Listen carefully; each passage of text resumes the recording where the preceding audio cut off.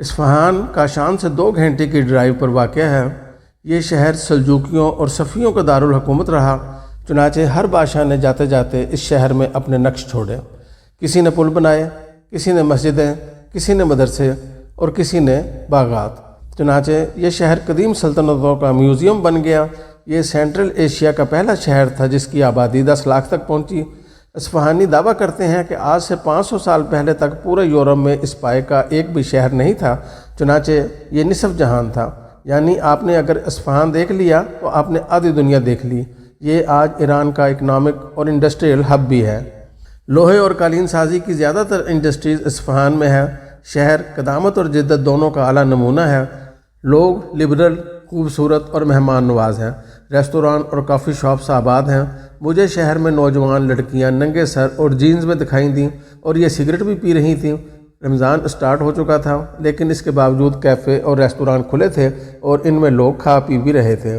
اصفہانی اجنبیوں سے میل ملاپ سے خوش ہوتے ہیں اور شام کے وقت آدھا اصفہان گلیوں، پارکوں، مارکیٹوں اور سڑکوں پر نکل آتا ہے۔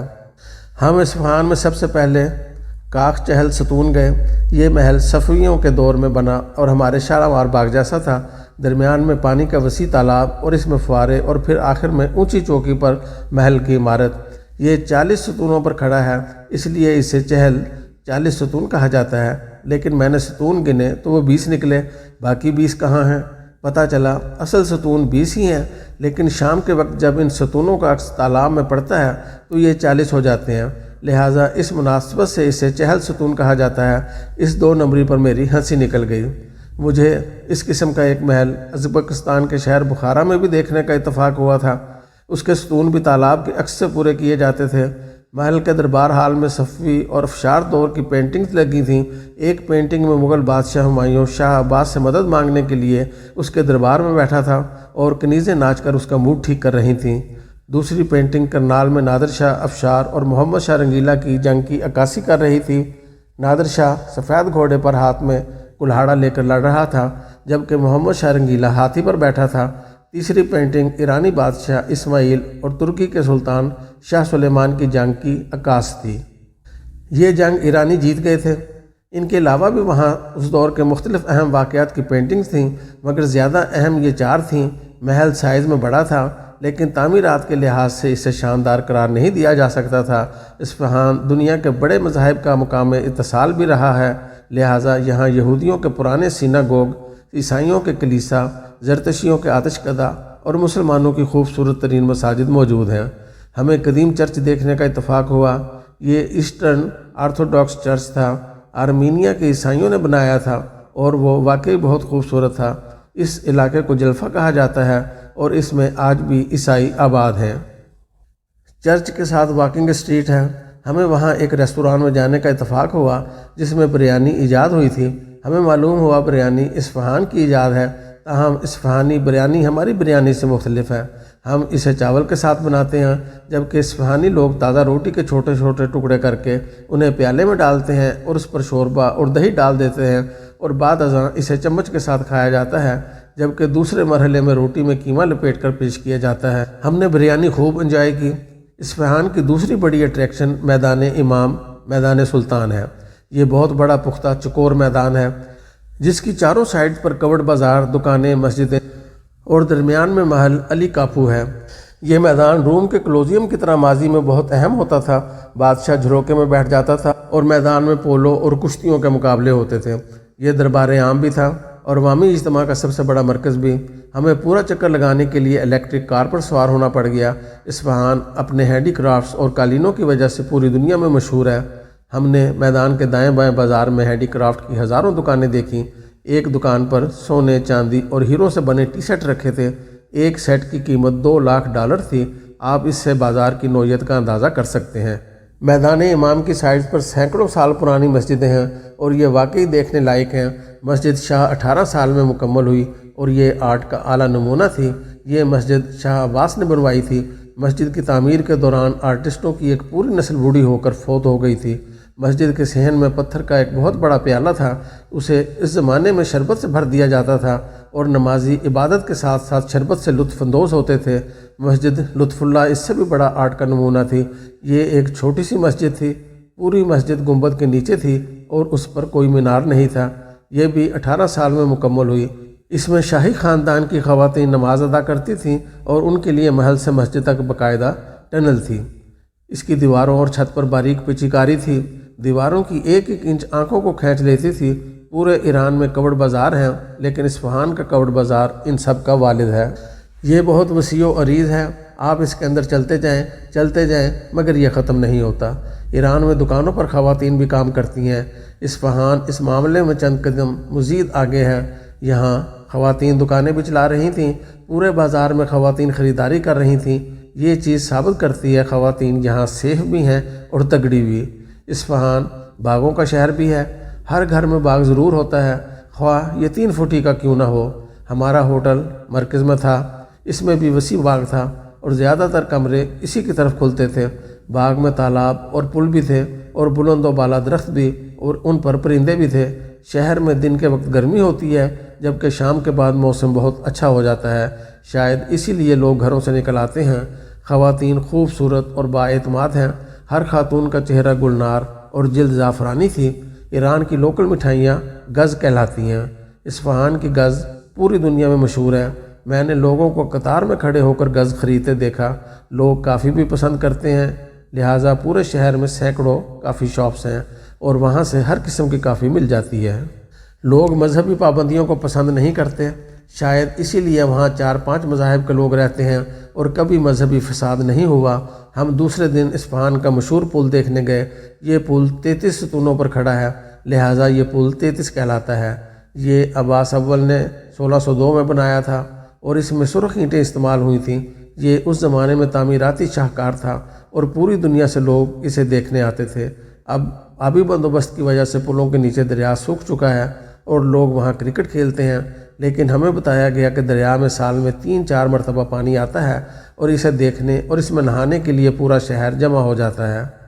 کنارے پر کشتیاں کھڑی تھیں جو اس دعوے کی سچائی کا ثبوت تھیں۔ پل واقعی خوبصورت تھا، اس کے اوپر جھروکے تھے اور ان جھروکوں سے شہر کی دونوں سائڈز دکھائی دیتی تھیں۔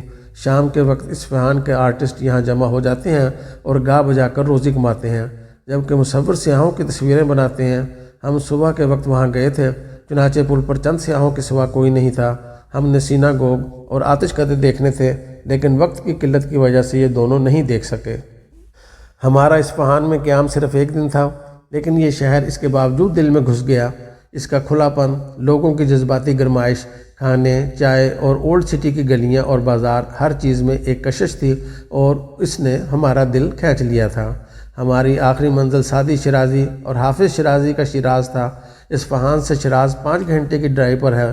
راستہ ویران اور بے آب و گیا ہے، لیکن اس کے آخر میں وہ شیراز آ جاتا ہے جس کے بارے میں حافظ نے کہا تھا، میں اپنے شیرازی دوست کے گال کے سیاہ دل پر سمرقند اور بخارا دونوں شہر خیرات کر دوں۔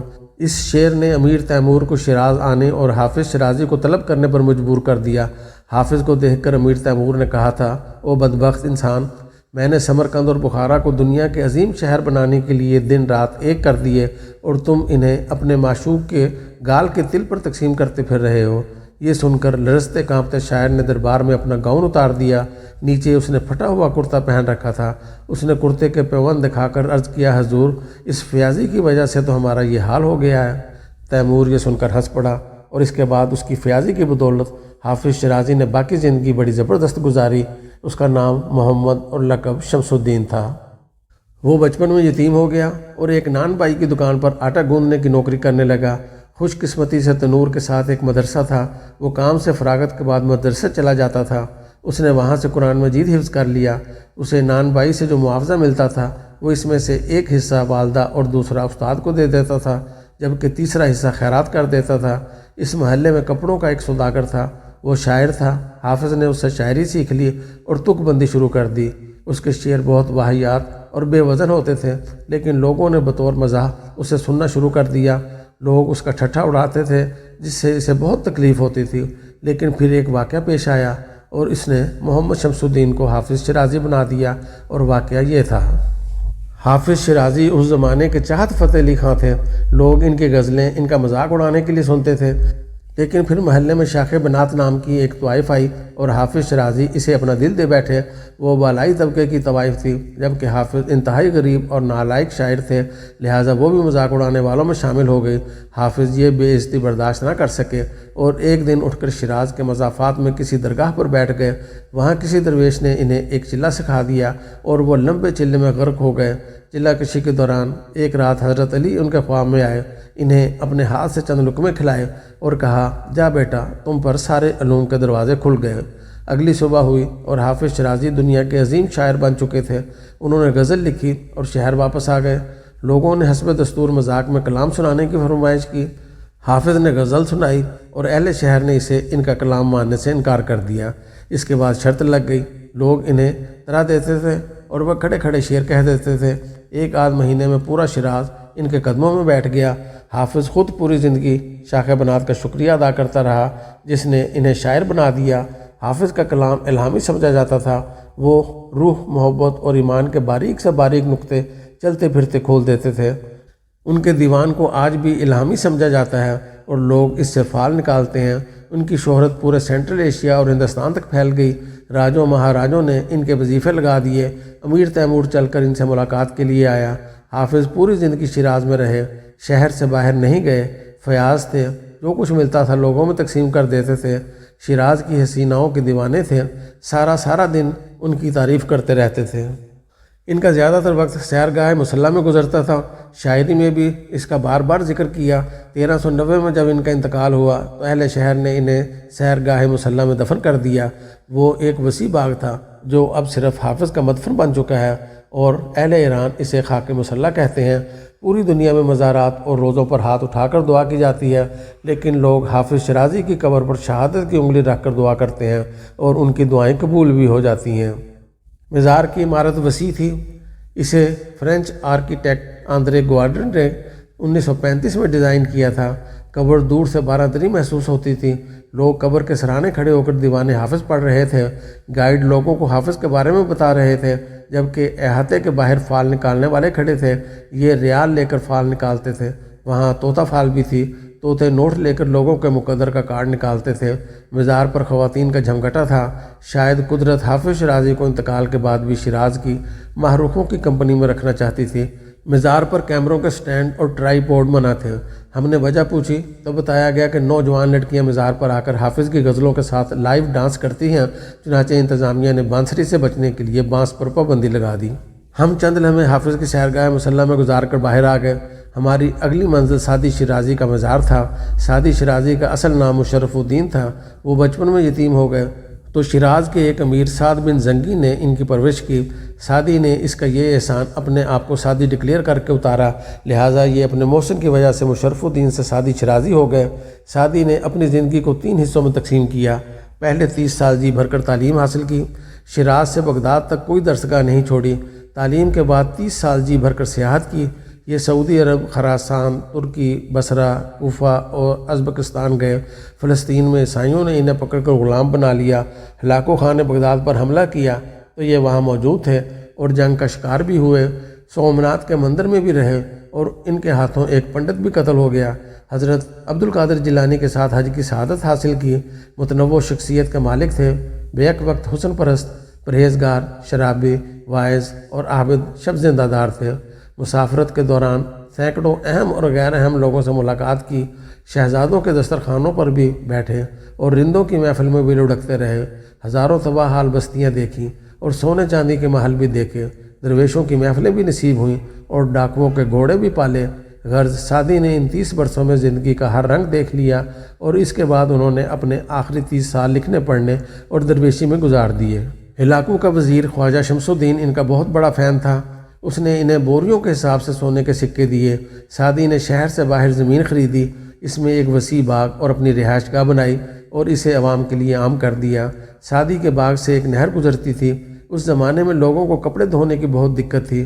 سعدی نے اپنے باغ میں کپڑے دھونے کے حوض بنا دیے، لہٰذا پورا شہر وہاں کپڑے دھوتا تھا۔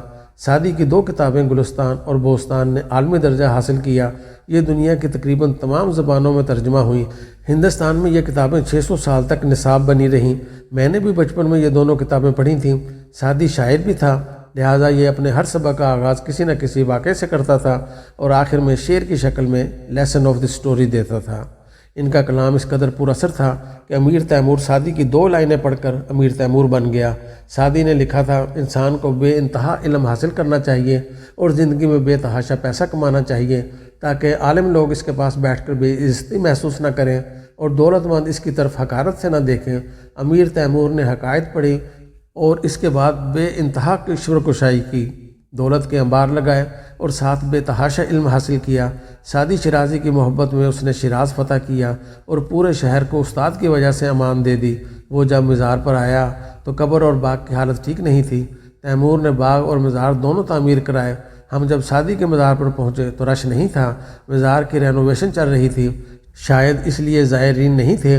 سعدی کی ندی چھوٹی سی نالی بن چکی ہے، تاہم مزار کی عمارت خوبصورت تھی، مگر ہم اندر نہیں جا سکے۔ رینوویشن کی وجہ سے مزار کے دروازے بند تھے، لہٰذا ہم نے دور سے دعا کی اور باہر کی طرف چل پڑے۔ شیراز کا بازار وکیل دیکھنے کے لائق ہے۔ یہ بازار شیراز کے حکمران کریم خان زند سے منسوب ہے۔ وہ بہت انسان دوست اور عوام سے محبت کرنے والا حکمران تھا۔ لوگ اسے وکیل رعایا کہا کرتے تھے، چنانچہ انہوں نے شہر کے مرکزی علاقے کو بازار وکیل اور زندیہ کا نام دے دیا۔ زندیہ ایک بڑا چوک ہے جس کے دائیں بائیں دکانیں، ریستوران اور کافی شاپس ہیں۔ شیراز کا کبڑ بازار بھی زندیہ میں ہے۔ پورا شہر شام کے وقت یہاں جمع ہو جاتا ہے، سیاح بھی آتے ہیں اور کافی اور چائے سے لطف اندوز ہوتے ہیں۔ شیراز کے لوگ بالخصوص خواتین بہت خوبصورت ہیں۔ ان کے نین نقش، اٹھنے بیٹھنے کے طریقے اور طرز تکلم میں حافظ اور سعدی کے شعروں کی مٹھاس ہے۔ حافظ شیراز کی خواتین کے ہونٹوں کو گلاب کی پنکھڑی کہتا تھا، وہ غلط نہیں تھا۔ شیرازی خواتین کا سراپا واقعی سعدی اور حافظ کی شرح تھا۔ یہ تہذیب میں بھی بہت آگے ہیں۔ ہم دیر تک بازار وکیل میں پھرتے رہے۔ ہم کبڑ بازار بھی گئے۔ شیراز میں خواتین حجاب کی زیادہ پابندی نہیں کرتیں، بالخصوص نوجوان لڑکیاں جینز اور شرٹس میں نظر آتی ہیں اور ان کے بال بھی کھلے ہوتے ہیں۔ اولڈ سٹی میں درجنوں بوتیک، ہوٹلز، ریسٹوران اور کیفے ہیں۔ یہ سب پرانی عمارتوں میں بنے ہیں اور ان میں انار کے درخت، انگور کی بیلیں اور فوارے ہیں۔ اصفہان اور کاشان کی طرح شیراز کے گھر بھی باہر سے سادہ لیکن اندر سے محل نما ہیں۔ نوجوانوں میں نشے کا رجحان بڑھ رہا ہے۔ یہ گل نام کی ایک بوٹی حقے میں ڈال کر پیتے ہیں۔ ہمیں شیراز کی گلیوں میں نشئی بھی دکھائی دیے۔ شیرازی کھانوں کا اپنا ذائقہ ہے۔ یہ زعفرانی حلوہ بناتے ہیں جو حقیقتاً مزیدار ہوتا ہے۔ میں شوگر کے باوجود یہ حلوہ کھا گیا اور میرے حلق میں آج تک اس کا ذائقہ موجود ہے۔ ہم دوسرے دن کریم خان زند کے محل بھی گئے۔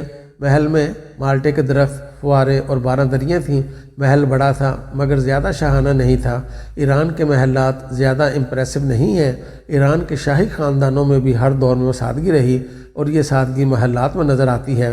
شیراز سے 100 کلومیٹر کے فاصلے پر سائرس اور داروش کے محلات اور قبریں ہیں۔ سائرس ایران کا پہلا بادشاہ تھا جس نے اس خطے کو پرشیا یا فارس کا نام دیا تھا۔ قرآن مجید نے اسے ذوالقرنین کے نام سے مخاطب کیا۔ وہ پورے سینٹرل ایشیا کا حکمران تھا۔ اس نے 547 قبل مسیح میں یونان پر حملہ کر کے ایتھنز کے محلات جلا دیے تھے۔ سکندر اعظم 334 قبل مسیح میں ایران آیا اور اس نے سائرس کا پورا دارالحکومت اور محلات جلا دیے۔ اس زمانے میں داروش ایران کا بادشاہ تھا۔ ہم اسے دارا کہتے ہیں۔ سکندر کی دارا سے لڑائی ہوئی اور سکندر نے ایران فتح کر لیا۔ عراق کا شہر بابل اس زمانے میں دارا کا دارالحکومت ہوتا تھا۔ بہرحال دارا مارا گیا اور سکندر نے اس کی لاش سائرس کے محلات کے مضافات میں دفن کر دی۔ یہ پورا علاقہ تخت جمشید کہلاتا ہے۔ ایران کے آخری بادشاہ رضا شاہ پہلوی نے 1971 میں یہاں ایرانی بادشاہت کا 2500واں جشن منایا تھا، مگر وہ اس جشن کے 9 سال بعد ماضی کی کتاب میں جذب ہو گیا۔ میں نے کوشش کی مگر تخت جمشید نہیں دیکھ سکا، لیکن انشاءاللہ اگلی مرتبہ